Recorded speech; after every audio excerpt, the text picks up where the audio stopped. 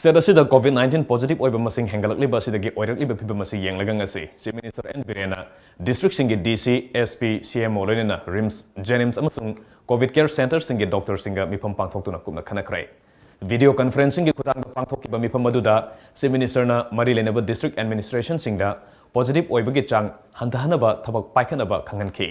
Chief Minister na MAKHA tana hai OIRAKLIBA PHEEBAM asi YENGLAGA mari LEINABA DC SINGNA MAKHOI jurisdiction MANUNGDA TANGAI FADRABADI curfew लाउथोकपा यागनी मसिगी मथक्ता तांगाई फदबा गाड़ी viva अमदी daily basis ता अहम man power लोबगी अयाबसु पीरे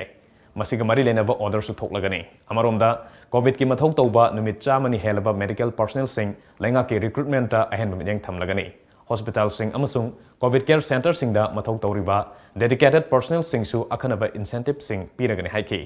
MEEPHAM aduda PHED Minister L Diko Forest and Environment Minister Awangboong Newmai Hill Areas Committee ki Chairman K Lecio CMG Health Advisor Dr. S Ranjan DGP LM Khokte Additional Chief Secretary MH Khan amasung atay makok thongba official sing su saruk yakhi DC sing aduga CMO sing aduga apagi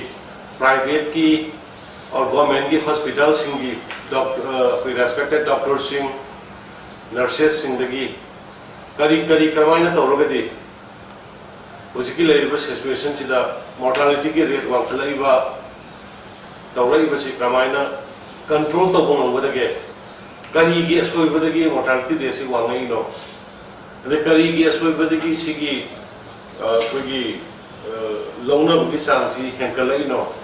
viral फेनोसी virus से क्रमाइना सुथुना हदकी मतंग से तौरइनो prevent करिना तौबना फाइदगी फगदगे government करि तौहनगे हाइबो सिंजुजु अखोय यामना सांगदबिदा बेगी district की अदुगा hospital की लेबिरिबा director सिंगदगी अदुगा CMO सिंगदगी DC सिंगदगी और SP सिंगदगी suggestion दो आई ताजगे